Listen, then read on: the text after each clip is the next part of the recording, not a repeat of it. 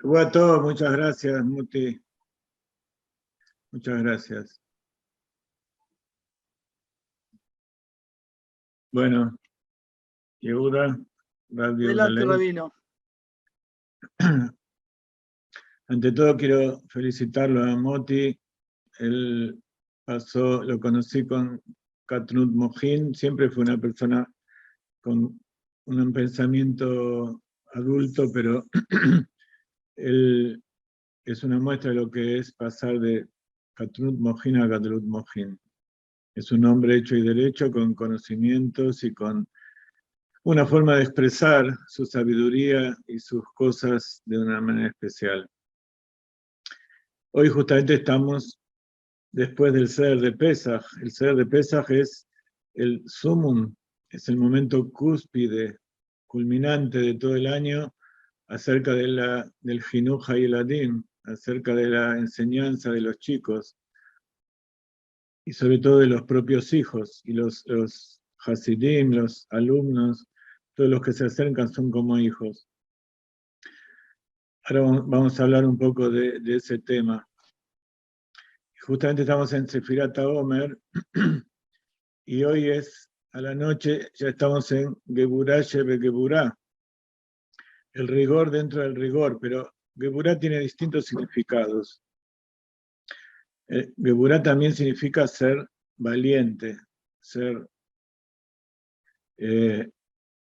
firme. Y para poder amar al prójimo como a vos mismo, hay que tener Gadlut Mohin, hay que tener amplitud, una mente madura. Y dice el Magid de Mesrich que Gadlut Mohin, ¿qué quiere decir? Recién Moti dio una explicación que quiere decir aceptar al otro como es.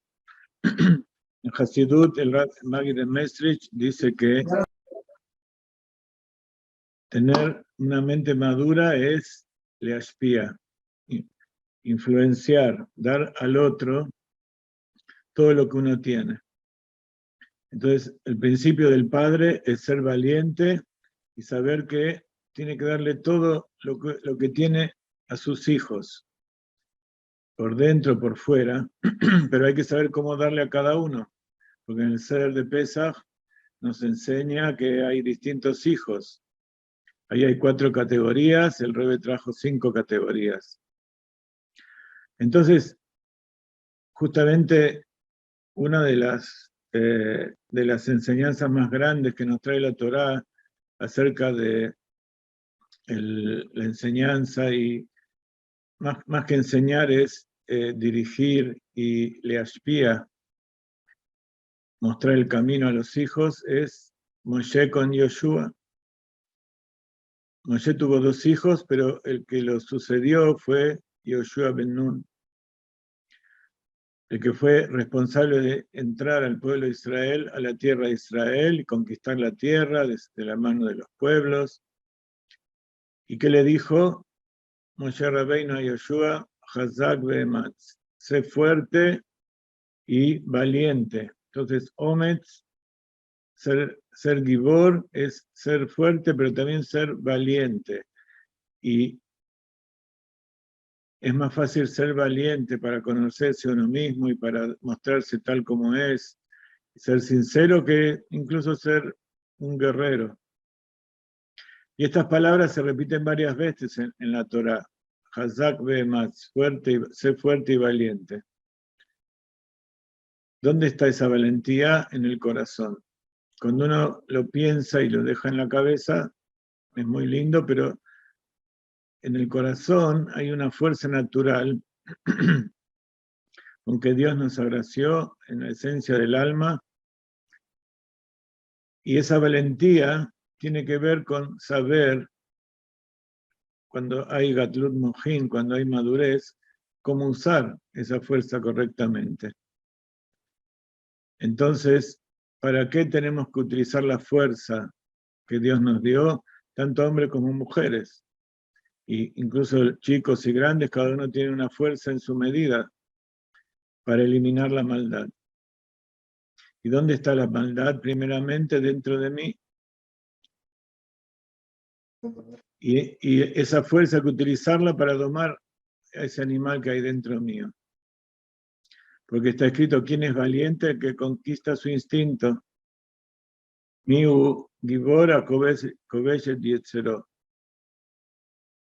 Y así también Moshe le dio la confianza y el apoyo a Yoshua, puso las manos, y esa es la muestra más grande de Bea Apta le Reaja Kamoja. Mostrarle que uno confía en el otro, confía en el hijo. Esa es una de las fuerzas más grandes que uno le puede transmitir. Darle confianza y saber que lo que él haga, ya sea que lo hace perfecto, que no lo hace perfecto, sabe que su padre lo va a apoyar, sus padres, su maestro. Entonces, tenemos que ser valientes de corazón y aprender de Moshe con respecto a Yoshua, y por supuesto Yoshua, él lo aprendió y lo transmitió también. Ser fuerte y valiente, conocerse a uno mismo,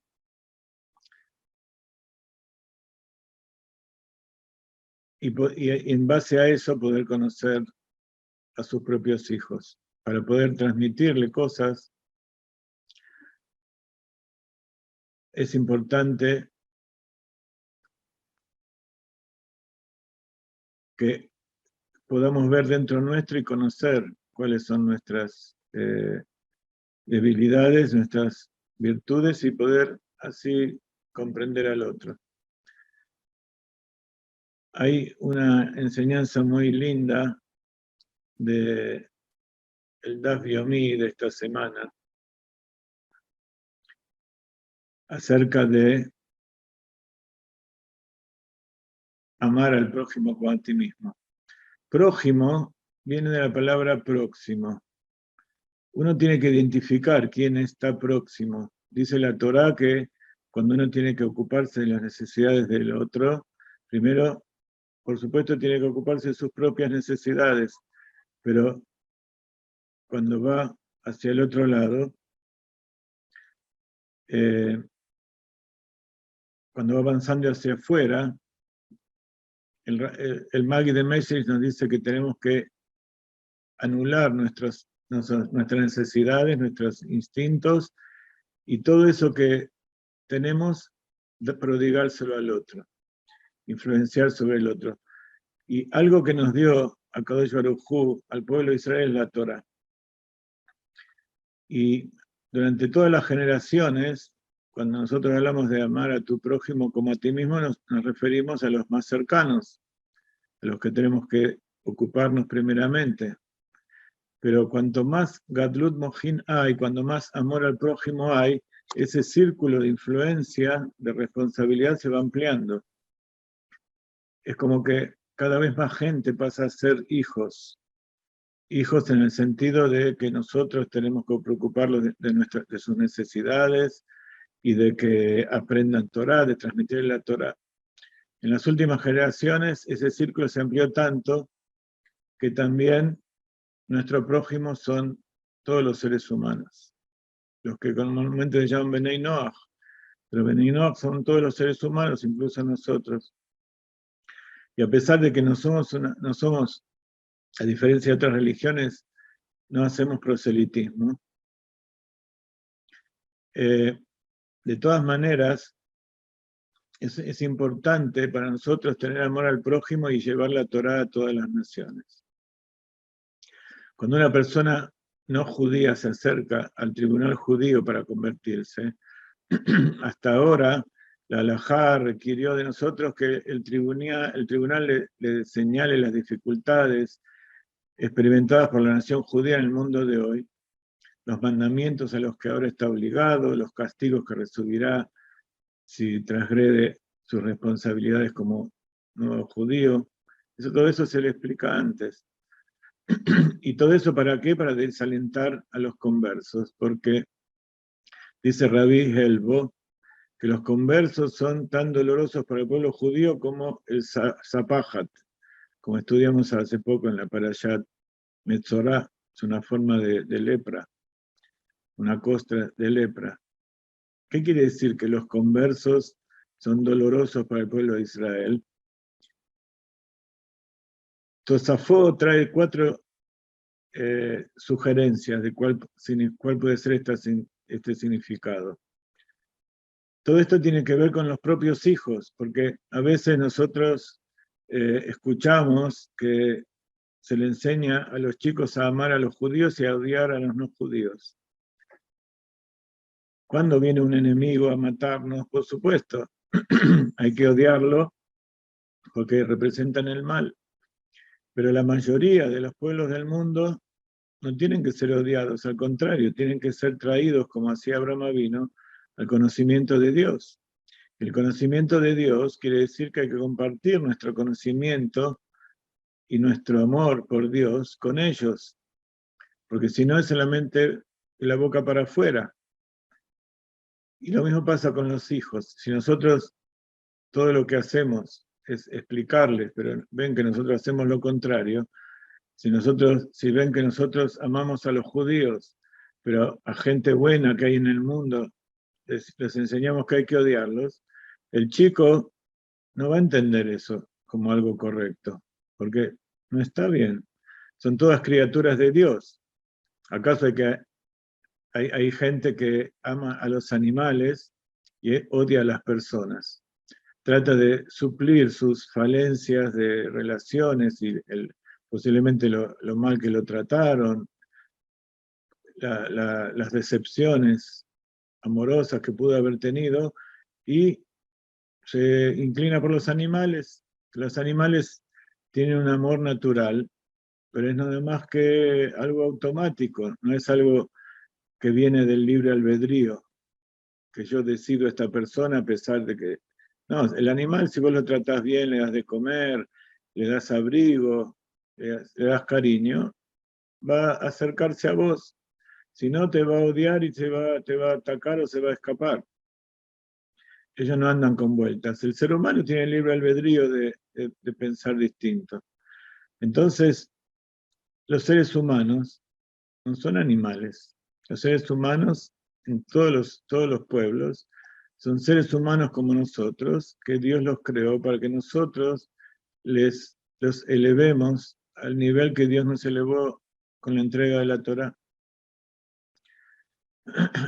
Entonces, ¿por qué es tan duro para el judío los conversos?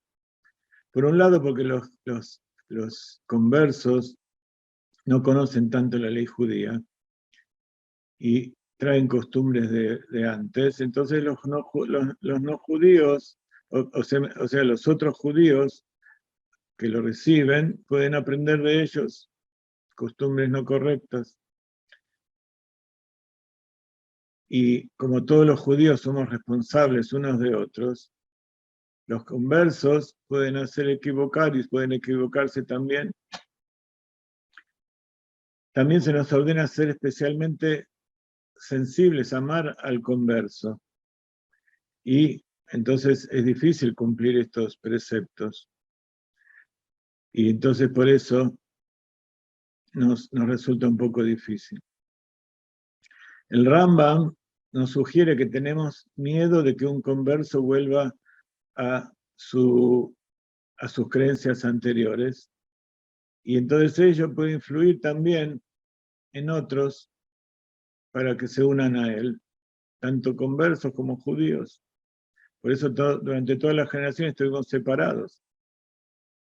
El Tosafot, en el Masajet Kiddushin, en el tratado de la Mishnah, en el Talmud, señala que los judíos fueron exiliados dentro de los pueblos de las naciones para hacer gerim, para traer conversos. Entonces, para rescatar esas chispas, que es el objetivo del judío, rescatar las chispas del mundo, una de las formas es ocuparse de la ciencia para rescatar el conocimiento de cómo Dios creó de acuerdo con el estudio objetivo de las cosas.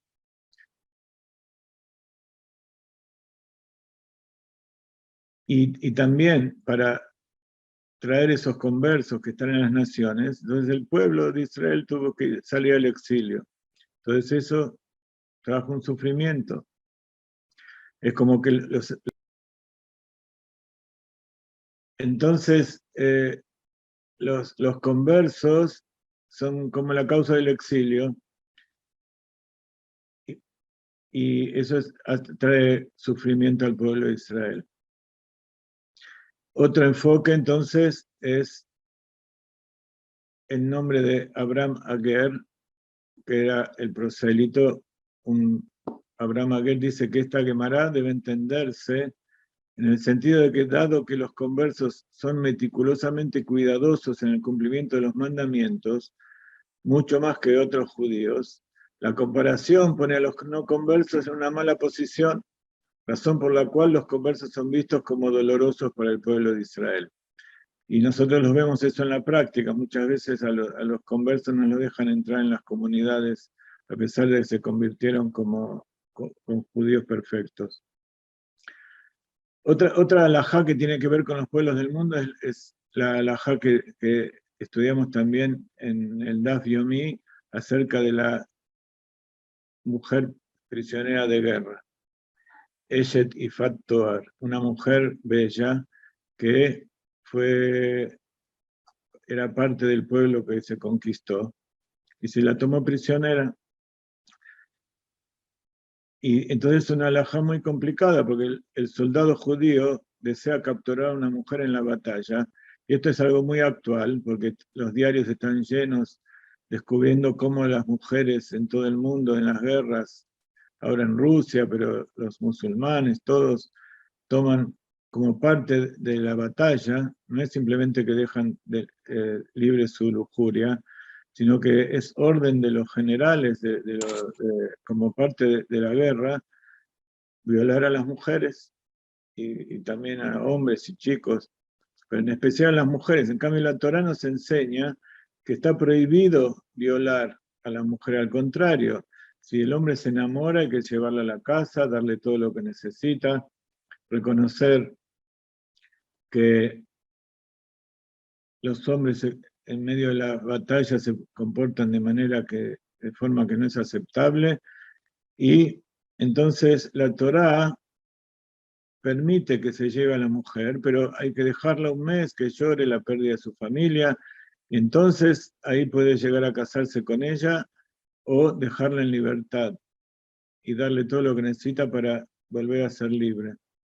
Entonces, vemos que la Torá nos enseña a amar al prójimo, incluso en situaciones en que se despiertan las emociones y las pasiones más terribles, más bajas de las personas.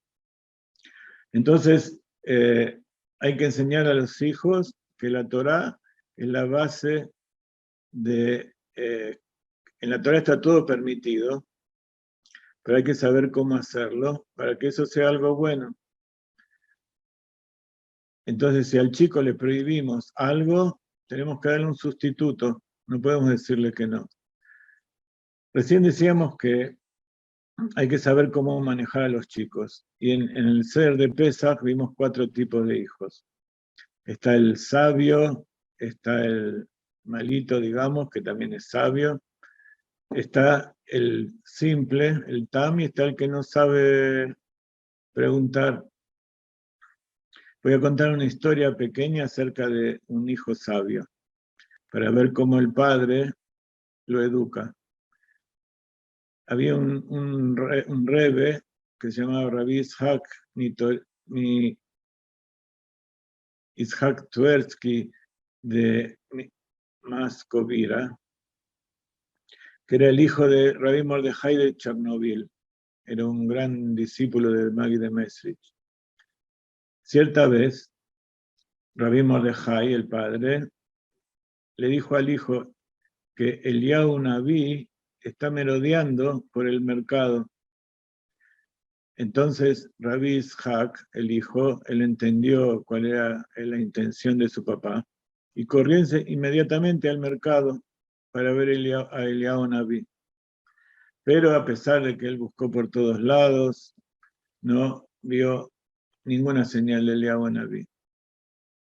Pero mientras merodeaba por el shuk y miraba por todos lados, Rabbi Ishak también llegó al lugar donde los comerciantes de caballos ataban a sus caballos en el rodeo.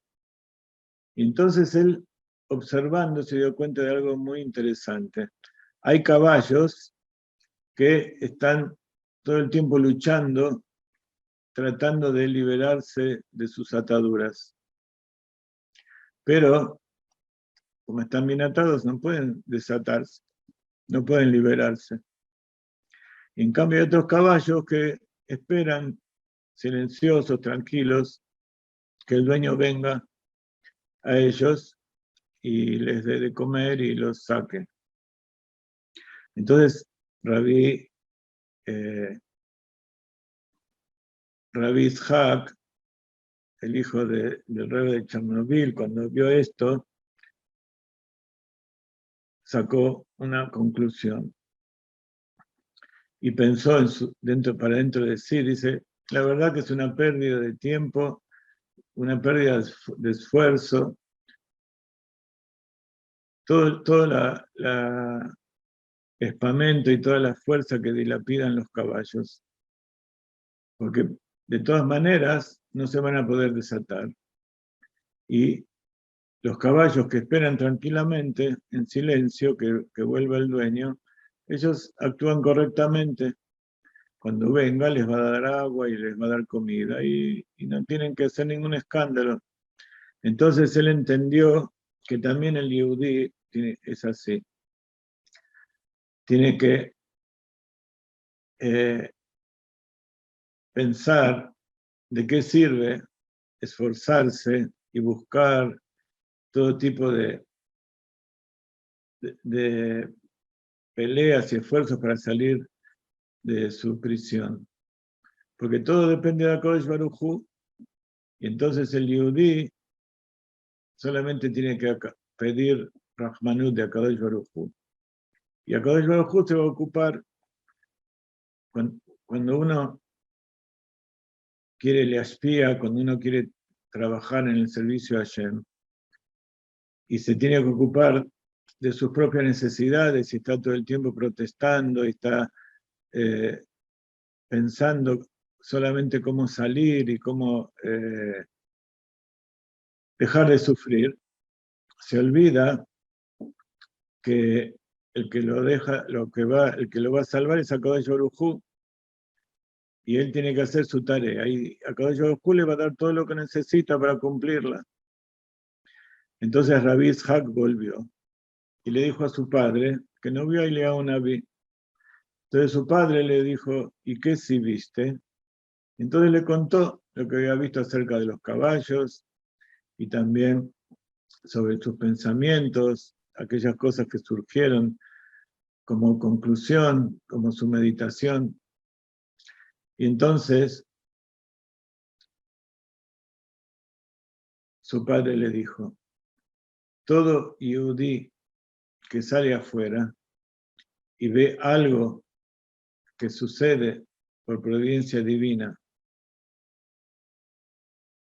si vienen ideas inteligentes, ideas correctas, que te sirven para aprender acerca del servicio a Hashem, esa es la revelación de Eliyahu Naví. Este es un ejemplo de cómo un padre correcto comprende a su hijo y de acuerdo a su capacidad, a su nivel, a sus necesidades, le explica cómo hacer. Para terminar, quiero entonces resumir que también sucede así con los 4 hijos de Pesach, que resumen los 4 tipos de hijos que puede haber.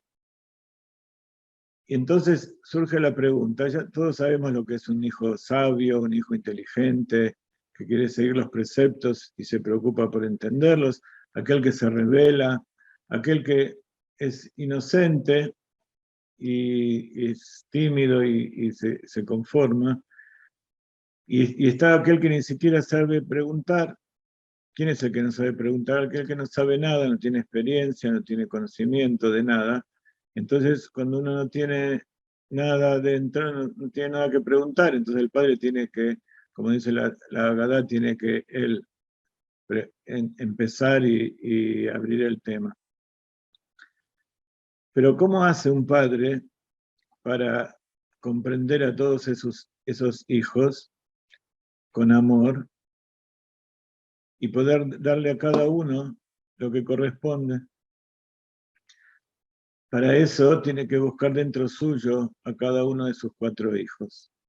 Él, por sí mismo, cuando era chico, era uno de esos 4. Por supuesto, son 4 prototipos y cada uno es una mezcla un poco de cada uno de ellos. Pero tiene que buscar dentro de cada uno, dentro de sí mismo, a cada uno de sus hijos. Tiene que verlo e identificarlo dentro suyo. Y entonces, ese es el principio para que lo ame, para que lo identifique como hijo suyo, y también para que sepa cómo guiarlo, cómo hacerlo enfrentar al mundo. Como vemos en la historia esta del Rebbe, es importante que se enfrente a las cosas del mundo, no se lo puede tener salvo hasta cierta edad en que está apegada a su mamá.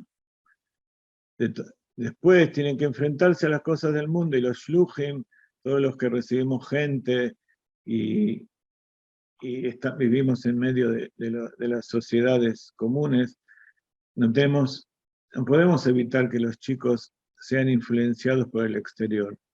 Lo que sí podemos hacer es que esa influencia pueda ser canalizada correctamente por el chico, y eso es a través de la Torá y especialmente el Hasidut. El Hasidut nos muestra que dentro de cada uno de nosotros hay un alma divina, y que cuando vemos a alguien, para poder amarlo como a nosotros mismos, tenemos que sentirlos como próximo, y esa proximidad es a través del alma que es parte de Dios en lo alto. Todos tenemos un alma divina que es parte de Dios en lo alto, y allí es donde podemos expresar Bea Apta, la Reajá Kamoja, Zeklal Gadol Batorá. Y es el principio de toda educación. Besar Hashem, que todos podamos sacar a los chicos que tenemos dentro nuestro y guiar a nuestros hijos de la mejor manera para que dediquen su vida a la verdadera tarea para la cual fue creado, que en general es venir a este mundo para revelar Torah, para influenciar a los demás. El pueblo de Israel tiene la relación de mashpia, de influenciar, de dar, con respecto a todos los demás pueblos, así como el padre tiene con el hijo. Y por supuesto, cuando decimos padre, estamos hablando de los dos, estamos hablando del padre y la madre. La madre también tiene dentro suyo un gibor, tiene un valiente, generalmente es más todavía que el del hombre, y que instintivamente sabe cómo educar a los hijos y cómo darle todo el bienestar tanto por dentro como por fuera. Entonces, es parte del Beapta Learrajá Kamoja, es amar a la esposa, y cuando una persona siente que ama a la esposa y ama a sus hijos, entonces logró también amarse a sí mismo. Estamos haciendo el trabajo opuesto de que, por supuesto, todo tiene dos kibunim, 2 direcciones. Está el hecho de amarse a uno mismo para poder amar a otros, pero si uno espera amarse a sí mismo para amar a otros, al final puede pasar el tiempo y no lograrlo.